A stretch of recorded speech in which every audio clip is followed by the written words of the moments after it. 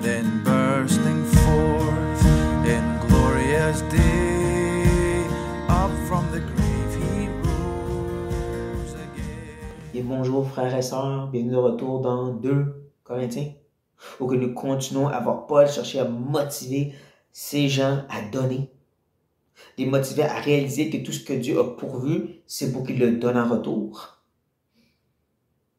Le passage que nous allons regarder aujourd'hui va nous ramener à ce qu'on a vu au début du chapitre 8, l'exemple des Macédoniens.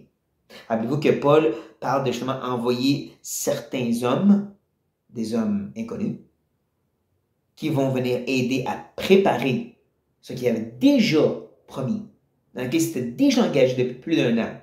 Il veut qu'ils soient bien préparés pour que ce soit un bon témoignage pour les Macédoniens. Parce qu'ils se sont fait dire, Corinthe est prête depuis 1 an. Mais là, ils ont arrêté.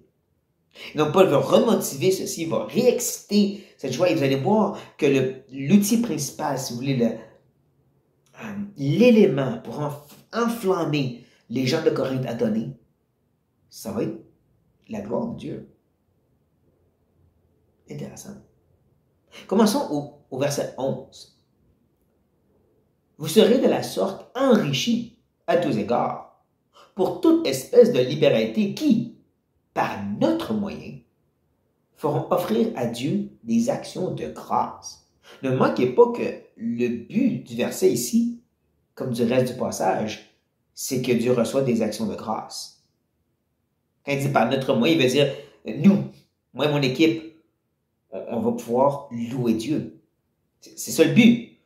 Donc la première phrase, vous avez compris dans cette grande optique des actions de grâce envers Dieu. Donc, c'est pas le fait qu'ils vont être enrichis ou qu'ils vont être très libéral ou prêts à donner beaucoup. Non, c'est que tout ça va amener Paul et son équipe à juste rendre une grande louange envers Dieu. C'est ça, le but.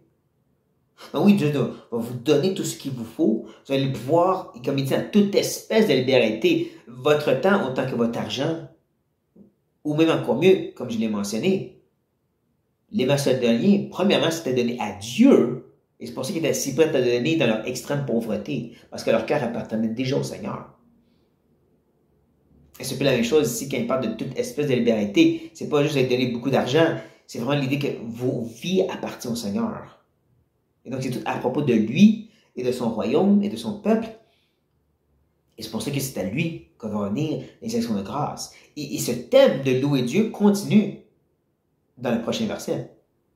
Car le secours de cette assistance, non seulement pour vos besoins des saints, mais il est encore une source d'abondante de nombreuses actions de grâce envers Dieu.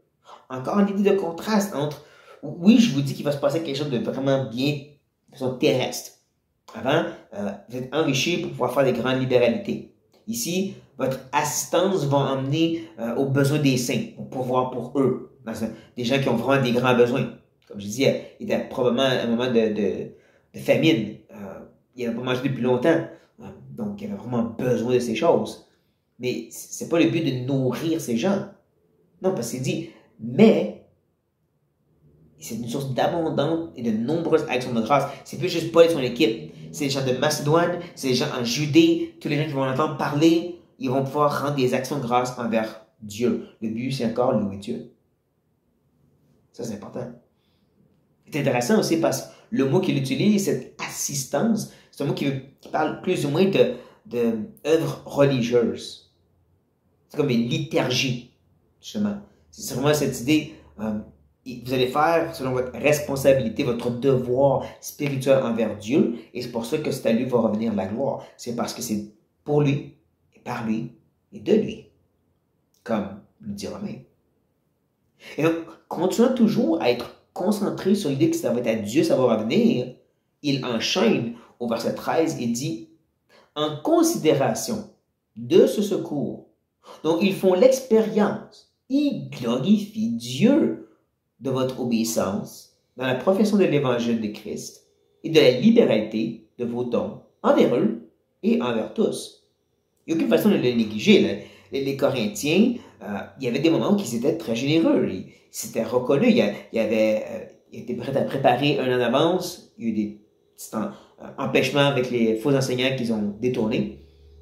N'empêche, il y avait quand même cette idée qu'ils étaient prêts à donner. Il y avait une certaine générosité qui n'était pas juste envers les gens de Judée. Donc, probablement que quand il dit envers tous, c'est que les Corinthiens étaient connus pour le fait qu'ils aidaient dans leur coin. C'est une grande liberté, mais encore là, ce n'est pas le focus principal.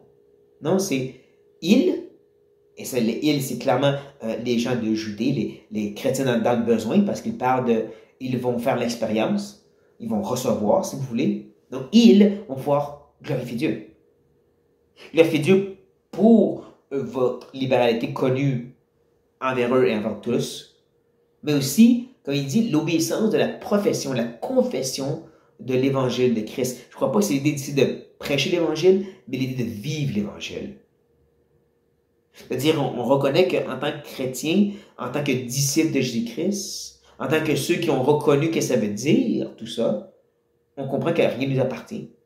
On comprend qu'on n'existe que pour l'avancement du royaume et le bien de ses enfants, les saints. Et c'est encore ça qui va mener les gens dans le besoin de vraiment glorifier Dieu. Il est vraiment à l'œuvre dans le cœur de ces gens, de comprendre ce qui est important. C'est beau de se rappeler justement que l'Évangile, c'est pas juste voici comment être sauvé. C'est aussi voici comment vivre. Une vie d'abandon, une vie de tu t'oublies toi-même et tu penses aux autres. Une vie de mon trésor ultime, c'est qu'est-ce qu'il y a après. Dans le Nouvelle Jérusalem, avec Dieu pour toujours. Et que maintenant, tout est là pour préparer le chemin et prendre soin des siens. Parce que c'est pour Dieu, encore une fois. C'est par lui, c'est de lui qui vient toutes ces choses. Et donc, les gens de Judée, c'est ces gens qui vont recevoir, vont être reconnaissants envers Dieu, ils vont le glorifier, puis ils continuent en disant, ils prient pour vous, parce qu'ils vous aiment à cause de la grâce imminente que Dieu fait, que Dieu vous a faite. Wow! Ils prient pour eux. Hein, ils ont vraiment une reconnaissance, puis ils prient pour les gens de Corinthe. Mais ne manquez pas, leur amour pour les gens de Corinthe, c'est pas parce qu'ils sont généreux. Pas parce qu'ils vont donner beaucoup pour les aider, parce qu'ils vont être nourris. Ah, enfin, on va manger. Merci les Corinthiens. Non, non, non, non. Ils les aiment, les gens de Corinthe, à cause de la raison, c'est la grâce imminente que Dieu vous a faite. Donc, que Dieu a agi dans vos cœurs, tout en remplissant vos portefeuilles pour être que vous ayez prêts à donner. Il reconnaît que l'amour que les gens de Judée ont pour eux, c'est pas dans leurs œuvres, c'est pas dans leur fidélité, dans leurs finances qu'ils vont donner. C'est dans le fait que Dieu est à agir en eux. C'est ça qui fait en sorte qu'ils les aiment tellement. C'est à cause de Dieu. À cause de ce que Dieu est en train de faire. Parce que c'est à lui. C'est la gloire, comme il termine en disant, grâce soit rendue à Dieu pour son don ineffable, inexplicable, au-dessus de nous. On peut pas prendre ce passage puis le faire parler de l'importance de donner ou parler de comment on doit être reconnaissant et de louer les gens qui donnent beaucoup, qui servent beaucoup dans l'Église. C'est pas le but. Le passage est tout centré sur glorifier, louer, partager des actions de grâce envers Dieu qui agit dans ces gens qui sont si fidèles à donner, à agir, à sacrifier. C'est tout centré sur le fait que c'est lui seul la gloire. C'est un bon passage qui nous rappelle justement que tout ce que nous faisons et tout ce que les autres font autour de nous, ça doit pointer sur Dieu. Dieu qui l'a motivé, Dieu qui a pourvu et que ça revient à Dieu. Sinon, il y a un manque quelque part. C'est pas qu'est-ce que tu as fait, c'est pas combien tu l'as fait, combien tu as donné, combien tu as sacrifié. C'est comment Dieu t'a fait grâce puis agit dans ta vie. Donc sur ça, frères et sœurs, louons notre Dieu, n'est-ce pas? Oui, Père éternel, on sait que tu es là dans notre vie de la même façon. On sait que tu agis comme ça dans nos vies et nous amènes à cette libéralité, cette générosité, cette fidélité, cette obéissance, cette mort à nous-mêmes parce que nous sommes égoïstes, avares, centrés sur nous-mêmes. Justement parce que ton esprit nous circoncit, nous remplit de lui-même pour nous amener à cette obéissance, cette mort. C'est ce que Christ avait en nous. C'est lui. C'est à lui donc revient la gloire et la louange au siècle des siècles. Oui, c'est lui seul qu'on veut proclamer comme il est grand. Donc, merci Seigneur pour ton œuvre dans nos vies et sois béni au éternel grand Dieu. Amen. Et frères et sœurs, comme toujours, si vous avez apprécié, n'oubliez pas de le démontrer, marquer un commentaire et n'oubliez pas de vous inscrire à mon petit site YouTube pour m'encourager. Mais surtout, persévérer à lire la parole de Dieu. Sur ça, soyez bénis. As he stands in